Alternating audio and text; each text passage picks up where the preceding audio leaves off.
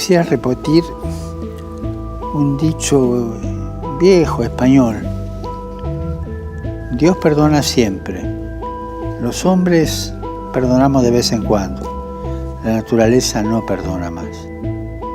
Y cuando se gatilla esta destrucción de la naturaleza, es muy difícil frenarla, pero todavía estamos a tiempo. Y vamos a ser más resilientes cuando trabajemos juntos, en lugar de hacerlo solo.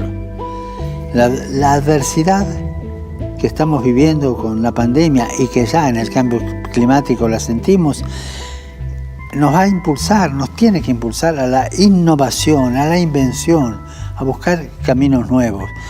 De una crisis no se sale igual. Salimos mejores o peores. Este es el desafío. Y si no salimos mejores, vamos por un camino de autodestrucción.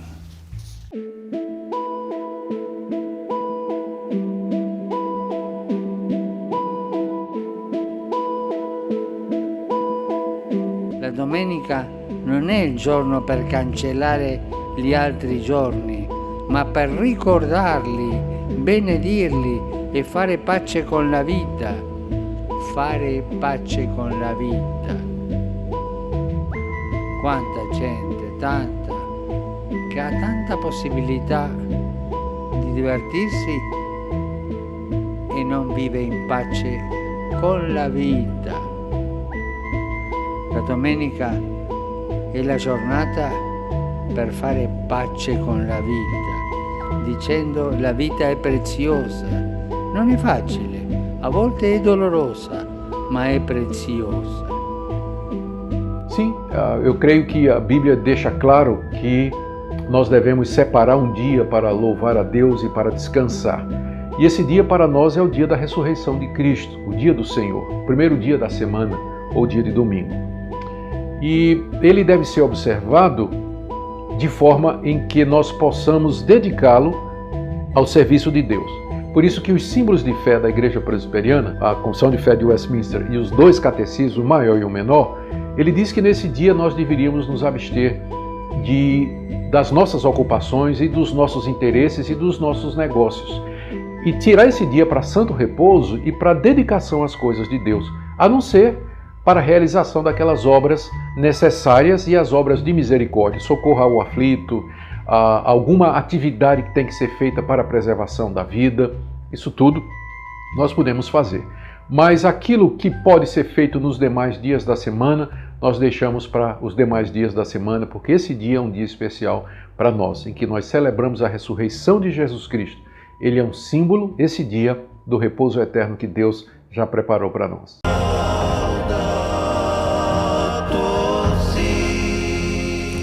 Ação.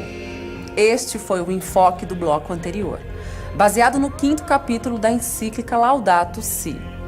No 6º e último capítulo, o Papa continua com as pistas de ação a partir de uma dimensão ainda mais profunda, onde fala da necessidade de uma conversão ecológica. No âmago desta conversão está o dinamismo de uma espiritualidade socioambiental, de uma comunhão cósmica, universal. Por isso que o Papa sempre diz, tudo está interligado. E para todos nós juntos preservarmos esta natureza, é preciso começar de novo, diz o Papa. Citação da Carta da Terra, feita em 2000, sob o patrocínio da ONU, a Organização das Nações Unidas. Começar de novo para preservar a Terra. O Papa chega a citar muito ecumenicamente, de modo que a gente chama aqui na América Latina macroecumenismo, um místico muçulmano medieval. E esse místico muçulmano medieval diz que é preciso ligar Deus e natureza, que não se pode, na espiritualidade, desligar as coisas. E aí o Papa vai fazendo esse convite para a gente entrar nessa visão, nessa espiritualidade cósmica, e ele fala a palavra cósmica, e de repente ele diz que o auge de tudo é a Eucaristia. E o Papa convida a abrir, a fazer uma espécie de eucaristização do mundo inteiro.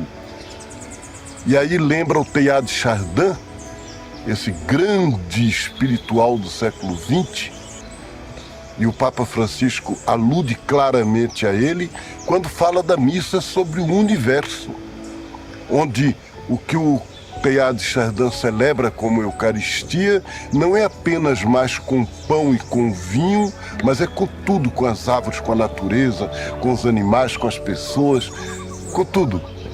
E o Papa então diz que a Eucaristia é, nesse sentido, uma espécie de casamento entre Deus e o universo.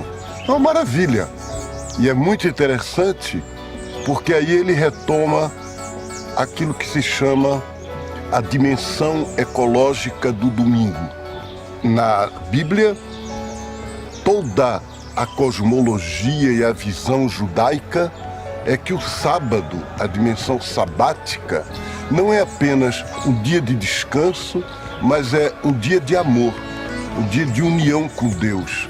O domingo resgata isso a partir do fato de que é memória da ressurreição de Jesus, da vida nova, e uma vida nova que Ele nos dá e que nós vivemos quando nós vivemos com amor. O dia do descanso, cujo centro é a Eucaristia, difunde a sua luz sobre a semana inteira e encoraja-nos, primeiro, a assumir o cuidado da natureza e, segundo, o cuidado dos pobres, que a encíclica enfoca esses dois elementos, a natureza e os pobres. O desafio, então, para nós é contemplar, é conseguir ler essa realidade a partir dessa chave trinitária. E, mais uma vez, o Papa reforça que tudo está interligado e isto convida-nos a maturar uma espiritualidade da solidariedade global que brota do mistério da Trindade. A terceira pergunta é a seguinte: pastor, os cristãos, desde o tempo dos apóstolos, observam o domingo como dia do descanso, como dia do Senhor. Hoje nós temos percebido um grande descuido na observância do domingo. O que o senhor tem a dizer sobre este assunto? Bom, primeiramente é um fato que o sábado judaico cumpriu-se em Cristo. A palavra sábado, tanto no hebraico quanto no grego, significa descanso.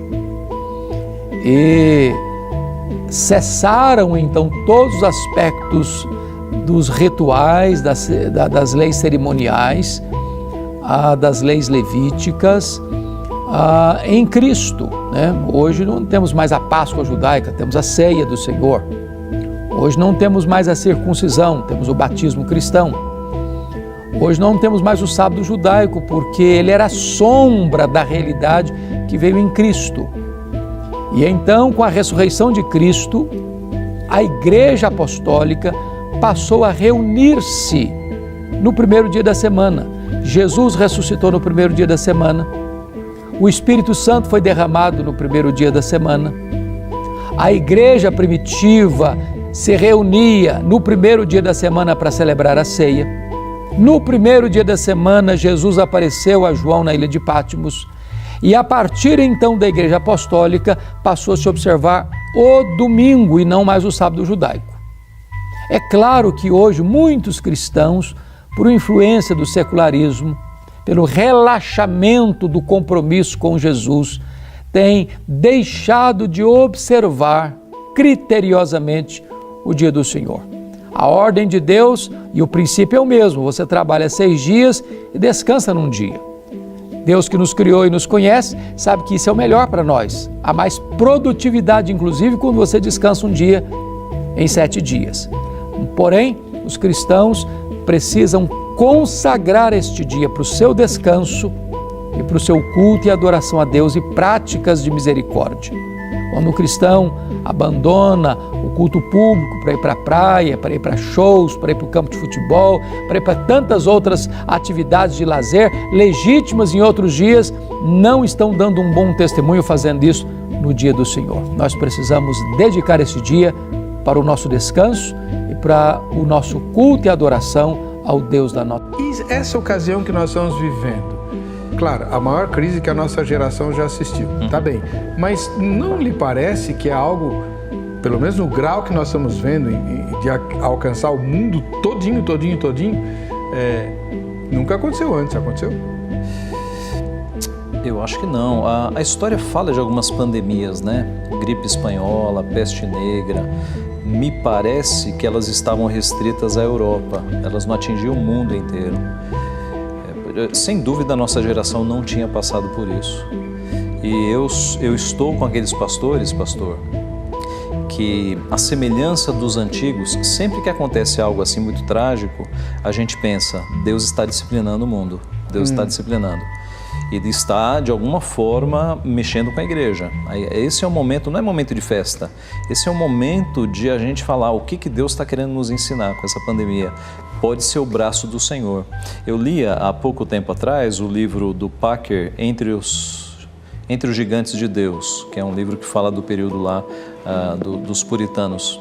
E ele dava o exemplo de dois pastores pensando exatamente assim. Quando aconteceu uma grande guerra na época deles, eles pensaram, por que Deus está nos disciplinando? Que pecado nós temos cometido contra Deus? Né?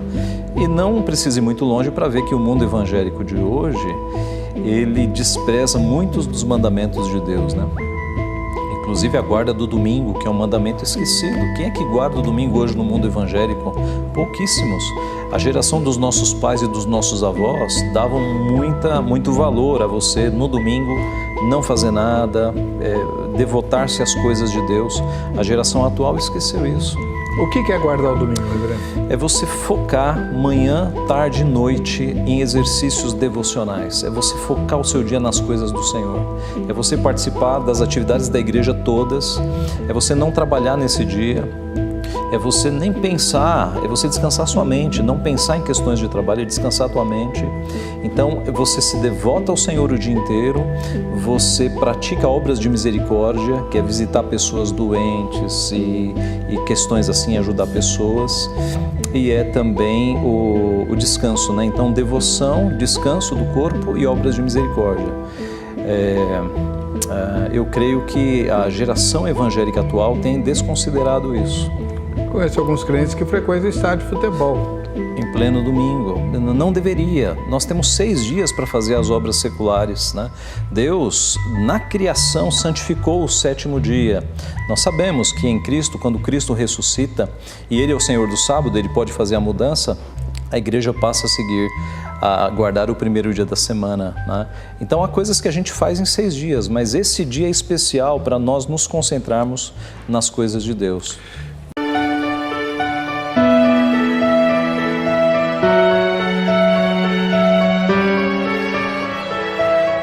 La festa non è la pigrizia di starsene in poltrona o l'ebbrezza di una sciocca evasione.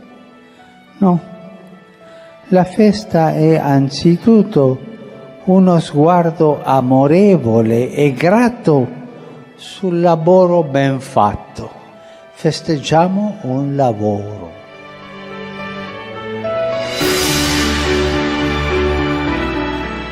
Ma il vero tempo della festa sospende il lavoro professionale ed è sacro perché ricorda all'uomo e alla donna che sono fatti ad immagine di Dio, il quale non è schiavo del lavoro, ma Signore, e dunque anche noi non dobbiamo mai essere schiavi del lavoro, ma signori.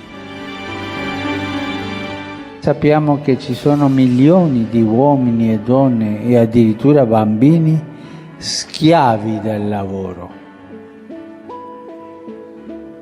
In questo tempo ci sono schiavi, sono sfruttati, schiavi del lavoro.